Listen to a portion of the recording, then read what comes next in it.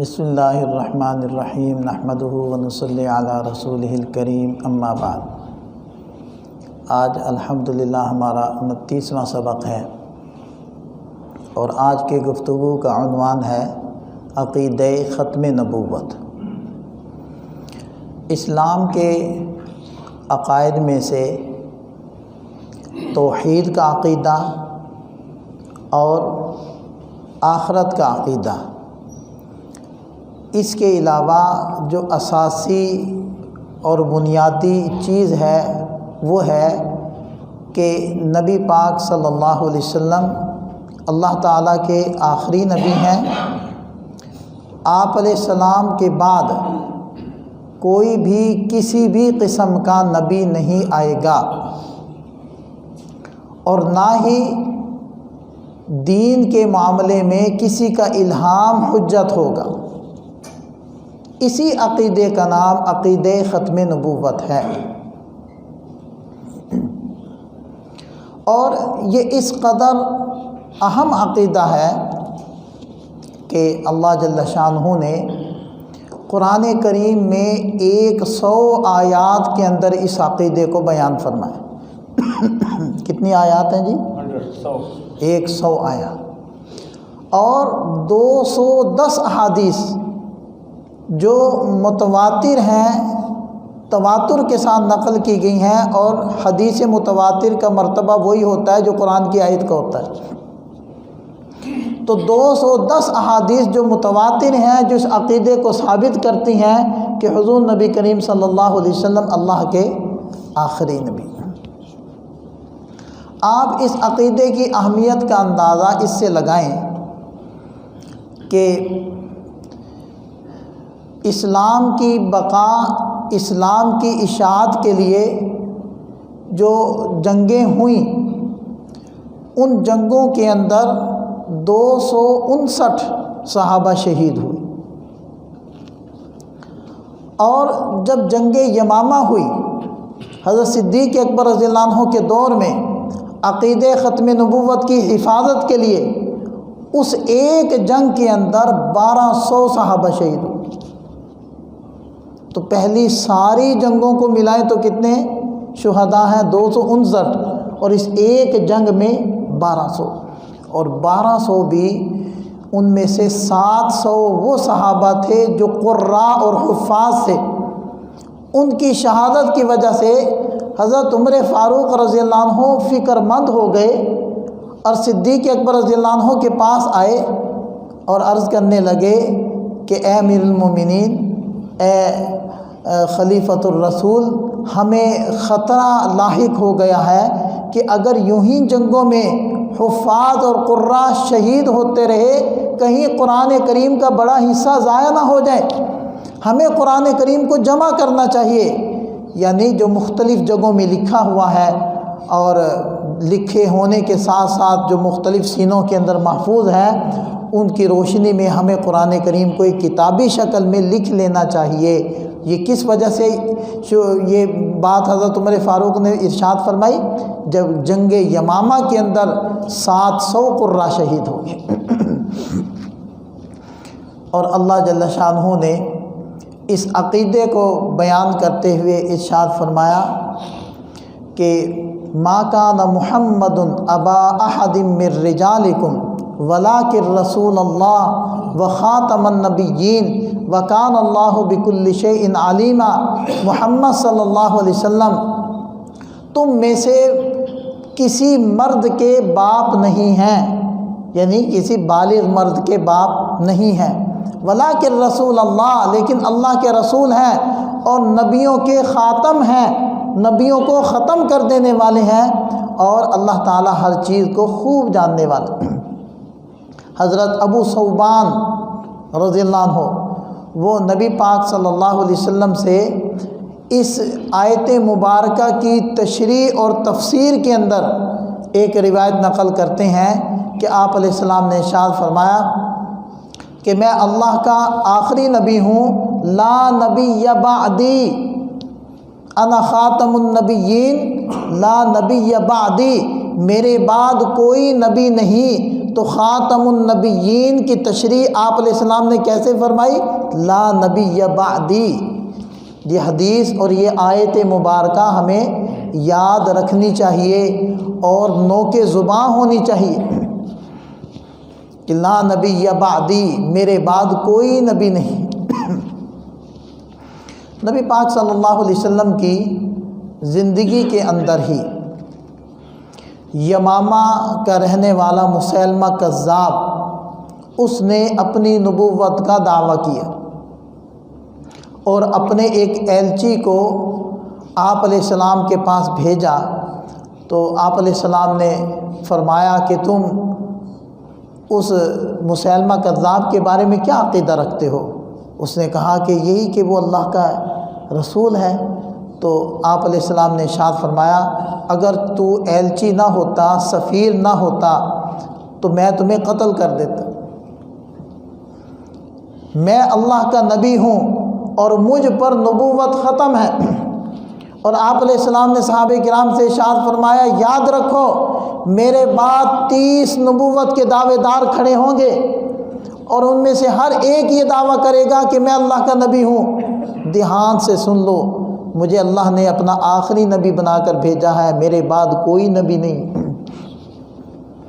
اور جب حضرت حبیب بن زید انصاری رضی اللہ عنہ کو نبی پاک صلی اللہ علیہ وسلم نے مسیلمہ کذاب کی طرف بھیجا تو اس نے حضرت حبیب رضی اللہ عنہ سے پوچھا کہ تم محمد صلی اللہ علیہ وسلم کے بارے میں کیا عقیدہ رکھتے ہو؟ تو انہوں نے ارشاد فرمایا کہ وہ اللہ کے رسول ہیں اور آخری نبی۔ تو وہ کہنے لگا کہ میں بھی اللہ کا رسول، کیا تیرا یہ عقیدہ ہے؟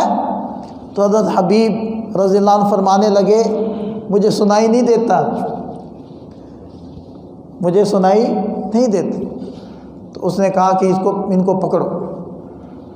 تو اس کے ہرکاروں نے ان کو پکڑ لیا، ان کا ایک بازو کاٹا اور کہنے لگا کہ میں اللہ کا رسول ہوں، مانتے ہو؟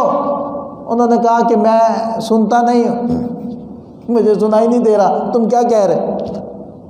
اس نے دوسرا بازو کاٹا، پھر یہی بات دہرائی۔ حضرت حبیب رضی اللہ عنہ فرمانے لگے کہ مجھے سنائی نہیں دیتا۔ اس نے ایک ٹانگ کاٹی، پھر دوسری ٹانگ کاٹی، پھر سر تن سے جدا کر دیا، اعضاء کٹوا کر جام شہادت نوش کر لیا، لیکن اس عقیدے ختم نبوت سے پیچھے نہیں ہٹے اور مسیلمہ کذاب کو اللہ کا رسول نہیں مانا۔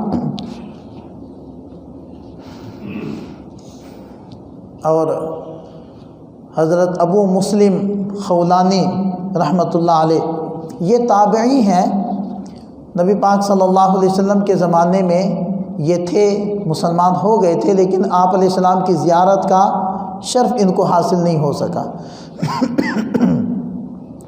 تو اسی یمامہ کے علاقے کا ایک اور کافر تھا اسود عنسی، تو اس نے بھی نبوت کا دعویٰ کیا اور اپنے ہرکاروں کو دائیں بائیں بھیجا اور ان کو بھی پکڑوا کر اپنے پاس بلایا اور کہنے لگا کہ کیا مجھے آپ اللہ کا رسول مانتے ہیں؟ تو حضرت ابو مسلم خولانی رحمۃ اللہ علیہ فرمانے لگے کہ میں تمہیں اللہ کا رسول نہیں مانتا، اللہ کے رسول حضرت محمد صلی اللہ علیہ وسلم ہے، وہ آخری نبی ہیں، ان پر نبوت ختم ہے۔ تو اس نے کہا کہ میں ان کو ایسی سزا دوں گا نا دوسروں کے لیے عبرت بنے۔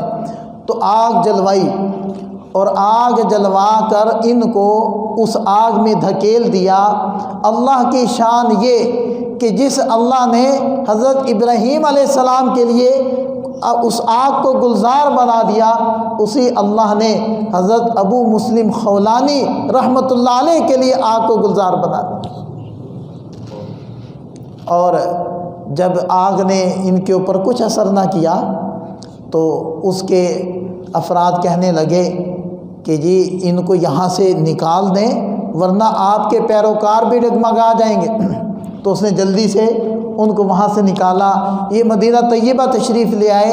حضرت صدیق اکبر رضی اللہ عنہ کا دور خلافت چل رہا تھا، تو انہوں نے ان کو دیکھ کر فرمانے لگے کہ تمام تعریف اس اللہ کی ہیں جس نے مجھے یہ سعادت بخشی کہ مجھے اس امتی کی بھی زیارت کروا دی جن کے ساتھ اللہ نے وہ معاملہ فرمایا جو انبیاء کرام کے دادا حضرت ابراہیم علیہ السلام کے ساتھ جو معاملہ اللہ تعالیٰ نے فرمایا تھا، لیکن وہ اس عقیدے سے نہیں پیچھے ہٹے۔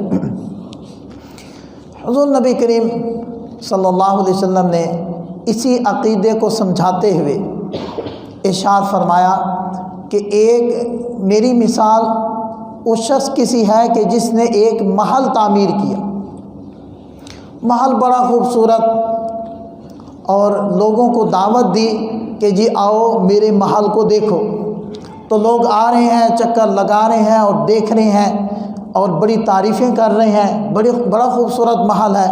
چلتے چلتے ایک کنارے پر آئے جہاں سے ایک اینٹ کی جگہ خالی تھی، وہ ایک اینٹ لگی ہوئی نہیں تھی، تو سب نے کہا تعمیر تو بہت عمدہ اور خوبصورت اور لاجواب ہے، لیکن اس میں ایک عیب ہے کہ ایک اینٹ کی جگہ خالی ہے۔ نبی پاک صلی اللہ علیہ وسلم نے ارشاد فرمایا وہ آخری اینٹ میں ہوں۔ قصر نبوت مکمل تب ہوگا جب محمد الرسول اللہ صلی اللہ علیہ وسلم کی آخری اینٹ لگے گی۔ یاد رکھو میں وہ آخری اینٹ ہوں، آخری اینٹ لگ چکی، قصر نبوت مکمل ہو چکا، میرے بعد اللہ نے نبوت کو ختم کر دی۔ اسی طرح ایک اور حدیث میں نبی پاک صلی اللہ علیہ وسلم نے ارشاد فرمایا کہ اللہ تعالیٰ نے مجھے سابقہ تمام انبیاء کرام پر فضیلت دی ہے 3 چیزوں کی وجہ سے۔ پہلی چیز اوتیت بجوامع الکلم، مجھے اللہ نے جوامع کلم عطا فرمائے۔ جوامع کلم کیا ہوتے ہیں؟ الفاظ تھوڑے معنی زیادہ، ایک حدیث کو لے کر علماء نے، فقہا نے 1300 مسائل اس سے نکالے، ایک حدیث سے۔ ایک حدیث میں نبی پاک صلی اللہ علیہ وسلم نے جیسے کہتے ہیں نا کہ دریا کو کوزے میں بند کرنا، وہ فرمایا۔ تو اوتیت بجوامع الکلم، ایک تو یہ مجھے فضیلت عطا فرمائی تمام انبیاء کرام پر۔ دوسری فضیلت کہ نصرت بالرعب، رعب کے ذریعے سے میری مدد کی گئی کہ جب میں جنگ کے لیے نکلتا ہوں اللہ 1 مہینے کے فاصلے سے دشمنوں پر میرا رعب ڈال دیتا ہے۔ لہذا تبوک کے موقع پر ایسے ہی ہوا کہ وہ لشکر وہ مبہوت ہو گئے اور مرعوب ہو گئے اور وہ مقابلے کے لیے نہ آئے۔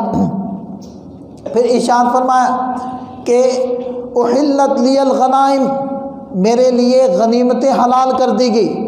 آپ علیہ السلام سے پہلے انبیاء کرام کے جو شریعتیں تھیں ان میں جہاد کیا جاتا تھا، جو غنیمت حاصل ہوتی تھی وہ مجاہدین کے لیے حلال نہیں تھی۔ اس کا طریقہ یہ تھا کہ اس کو اٹھا کر پہاڑ پہ رکھ دو اور ایک آگ آئے گی اس کو کھا لے گی، اگر آگ نے کھا لیا تو جہاد قبول ہے، نہیں کھایا تو جہاد قبول نہیں، مردود ہے۔ غنیمت حلال نہیں تھی۔ آپ علیہ السلام نے ارشاد فرمایا اللہ نے میرے لیے غنیمت بھی حلال کر دی۔ پھر کیا فضیلت عطا فرمائی کہ جعلت لی الارض مسجدا وطہورا، مجھ سے پہلے جتنے بھی نبی آئے ان کو شریعت ملی اور حکم یہ ہوتا تھا جہاں کہیں بھی ہو نماز کے لیے یا عبادت کے لیے مخصوص جگہ میں آنا پڑے گا، اس کے علاوہ تمہاری عبادت قبول نہیں ہوگی۔ اللہ نے میرے لیے ساری زمین کو مسجد بنا دی۔ جہاں نماز کا وقت ہو گیا، آپ لوگوں نے دیکھا ہوگا، بلکہ شاید کبھی کیا بھی ہو کہ موٹر وے پر لوگ کھڑے ہیں، اللہ اکبر، نماز کا ٹائم ہو گیا، نماز ادا کی جا رہی، اور زمین کو میرے لیے طہور بنا دیا۔ طہور کسے کہتے ہیں؟ پاکی کا ذریعہ۔ اگر پانی نہ ہو اور آپ کو یہ یقین ہے کہ میں پانی تک نہیں پہنچ پاؤں گا، پانی مجھ سے دور ہے، نماز کا وقت نکل جائے گا، تو آپ مٹی پر 1 مرتبہ پاک مٹی پر ہاتھ لگائیں، چہرے پر پھیر لیں، پھر ہاتھ لگائیں، بازوؤں پر پھیر لیں، صرف جسم نہیں ہڈیاں بھی پاک ہو گئی۔ صحابہ نے پوچھا یا رسول اللہ اگر کسی کو نہانے کی حاجت ہو پھر؟ فرمایا وہ بھی یہی کر لے، وہ بھی پاک ہو جائے گی، مسجدا و طہورا۔ اور فرمایا کہ اللہ تعالیٰ نے مجھے ساری مخلوق کی طرف نبی بنا کر بھیجا، اس سے پہلے جو بھی نبی آیا وہ خاص قوم، خاص قبیلے کی طرف، خاص علاقے کی طرف نبی بن کر آیا، مجھے اللہ تعالیٰ نے ساری انسانیت کی طرف نبی بنایا۔ اور چھٹی چیز یہ ہے کہ مجھے تمام نبیوں کا خاتم بنایا اور انبیاء کرام کے سلسلے کو مجھ پر ختم فرما دی۔ یہ 6 آپ علیہ السلام نے فرمایا کہ مجھے وہ فضیلتیں عطا فرمائی اللہ تعالیٰ نے جو سابقہ انبیاء کرام میں سے کسی کو بھی یہ چیزیں عطا نہیں فرمائی۔ اسی طرح غالباً یہ تبوک کا موقع تھا جب آپ علیہ السلام لشکر لے کر روانہ ہو رہے تھے، تو حضرت علی کرم اللہ وجہہ کو اپنا نائب بنایا۔ تو انہوں نے عرض کیا کہ اے اللہ کے رسول مجھے بچوں اور عورتوں کے اندر آپ چھوڑ کر جا رہے ہیں۔ تو آپ علیہ السلام نے ارشاد فرمایا علی تیری مثال ایسی ہی ہے جیسی کہ میری نسبت سے، جیسے کہ حضرت ہارون علیہ السلام کی مثال تھی حضرت موسیٰ علیہ السلام کی نسبت سے، جیسے وہ ان کے نائب بنے تھے جب طور پہاڑ پر تشریف لے گئے تھے اپنی قوم کے 70 افراد کو لے کر، تو اسی طرح میں تمہیں اپنا نائب بنا کر پیچھے چھوڑ کر جا رہا ہوں، لیکن میرے بعد نبی کوئی نہیں ہے، نبی کوئی نہیں آئے گی۔ پھر اسی طرح ایک مرتبہ نبی پاک صلی اللہ علیہ وسلم نے ارشاد فرمایا لو کان بعدی نبی لکان عمر، اگر میرے بعد کوئی نبی ہوتا، اگر نبوت والی سیٹ خالی ہوتی، اگر تاج نبوت ابھی تک موجود ہوتا تو عمر کا سر ایسا تھا کہ اس کے سر پر تاج نبوت سجتا، یا عمر اس لائق تھا کہ وہ نبوت کی سیٹ پر بیٹھتا، لیکن بات یہ ہے کہ مجھ پر نبوت ختم ہو چکی ہے، میرے بعد کسی نبی نے نہیں ہے۔ اس سے بھی ثابت ہو گیا۔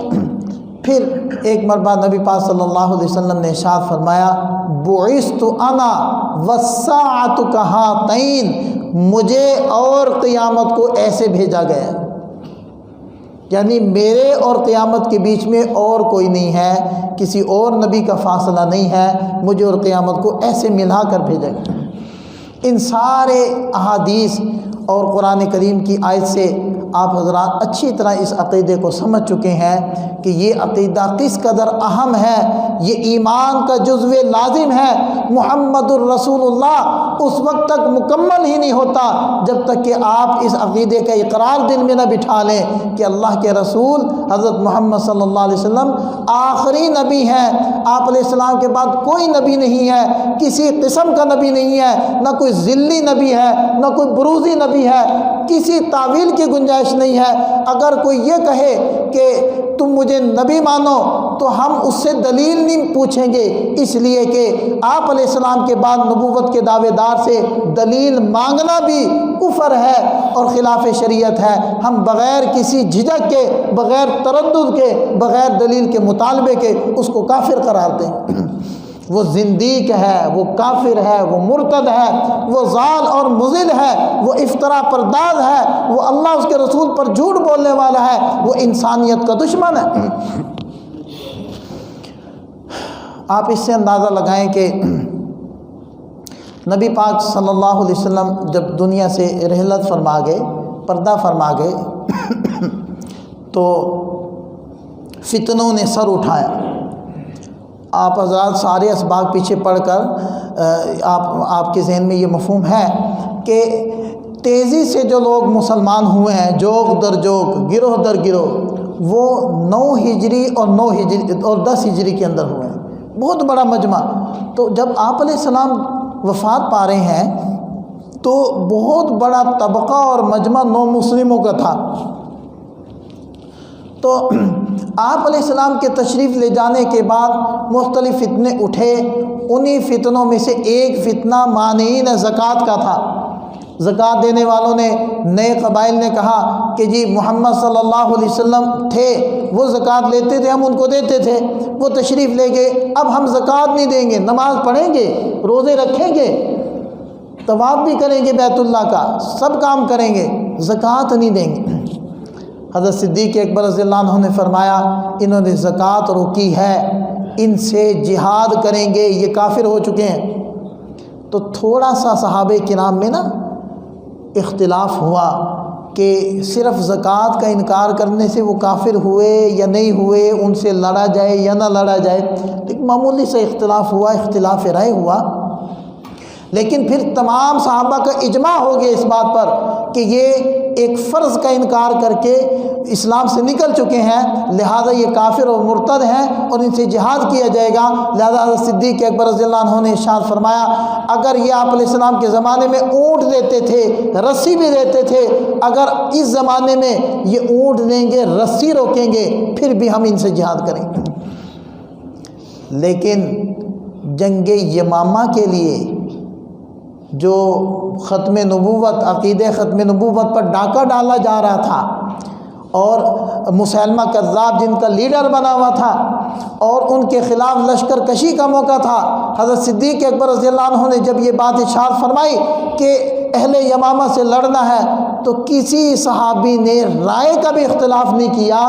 اس سے پتہ چلتا ہے کہ یہ ایک اجماعی عقیدہ ہے۔ حضور نبی کریم صلی اللہ علیہ وسلم سے لے کر آج تک کی امت بغیر کسی ادنیٰ اختلاف اور شبہ کے پوری کی پوری امت اس عقیدے کے اوپر مجتمع ہے، گویا کہ اس عقیدے کے اوپر اجماع منعقد ہو چکے ہیں۔ اور الحمدللہ 1974 7 ستمبر 1973 کے قانون میں یہ باقاعدہ ہماری بڑی خوش قسمتی ہے، خوش نصیبی ہے کہ جن کا نام لے کر ہم نے یہ ملک حاصل کیا تھا، کن کے نام پر ہم نے یہ ملک حاصل کیا؟ اللہ کے نام پر، اس کے رسول کے نام پر۔ شورش کاشمیری رحمۃ اللہ علیہ لکھتے ہیں کہ میں باہر نکلا جب تحریک پاکستان زوروں پر تھی، تو ایک کسان ہل چلا رہا تھا کھیت میں۔ تو یہاں میں ایک بات عرض کرتا چلوں کہ اگر عام آپ نے ہوا دیکھنی ہے نا، ہوا کیسی چلی ہوئی ہے، یہ لوگوں کا عام نظریہ کیا ہے، تو یہ جو غریب اور ماڑے لوگ ہوتے ہیں نا، جو شہروں سے دور، کاروباروں سے دور، ان کو اگر آپ پوچھیں گے جو ان کا ذہن ہے، بس اس سے اندازہ لگانے پوری پبلک کا وہی ذہن ہے، کیونکہ پڑھا لکھا آدمی اپنی پڑھائی کے زور پر رائے بدلتا ہے اور رائے رکھتا ہے، لیکن جو سادہ آدمی ہوتا ہے نا، ان پڑھ، وہ ایک عمومی رائے کے اوپر وہ باقی ہوتا ہے اور چل رہا ہوتا ہے۔ تو شورش کاشمیری رحمۃ اللہ علیہ کہتے ہیں کہ میں نے اس بوڑھے بابا جی کسان کے پاس جا کر پوچھا کہ بابا جی اگر ریفرینڈم ہوا تو آپ پاکستان کے حق میں ووٹ دیں گے؟ تو کہنے لگے کہ وہ بابا جی ٹھہر گئے، ہل چھوڑ کر میری طرف غور سے دیکھنے لگے اور کہنے لگے کہ شورش، کیا اللہ ہم سے ووٹ مانگے ہم اللہ کو ووٹ نہ دیں؟ گویا کہ عام فضا یہ تھی کہ پاکستان کے حق میں ووٹ دینا گویا کہ اللہ کو ووٹ دینا۔ تو جو پاکستان وجود ہی کلمے کی بنیاد پر وجود میں آیا ہے، جس کے ہر چوک کے اندر پاکستان کا مطلب کیا، لا الہ الا اللہ محمد الرسول اللہ لکھا ہوا ہے، تو اس ملک میں اگر ختم نبوت کا تحفظ نہ ہو تو پھر اس ملک کے حصول کا پھر کوئی مقصد باقی نہیں رہے گا۔ اس لیے ہمارے لیے بڑی خوش قسمتی کی بات ہے کہ ہمارے قانون کا یہ چیز حصہ ہے، اور انشاءاللہ حصہ رہے گی، قیامت تک یہ قانون باقی رہے گا، اور انشاءاللہ نبی پاک صلی اللہ علیہ وسلم کی حرمت کا اور ناموس کا تحفظ کرنے والے ہر زمانے میں اپنی جانوں کے نذرانے پیش کرتے رہیں گے، اور اگر ہمیں موقع ملا تو ہماری بھی جان اللہ کے پیارے نبی صلی اللہ علیہ وسلم کے لیے حاضر ہے۔ تو یہ عقیدہ ختم نبوت کا ہلکا پھلکا تعارف ہوا۔ آج ہمارے 29 سبق مکمل ہو گئے، اور انشاءاللہ کل کی جو مجلس ہوگی وہ اختتامی مجلس ہوگی، اس کے اندر 30واں سبق ہوگا، اور انشاءاللہ جو احباب ہیں ان کو اسناد تقسیم کی جائیں گی۔ وآخر دعوانا ان الحمدللہ رب العالمین۔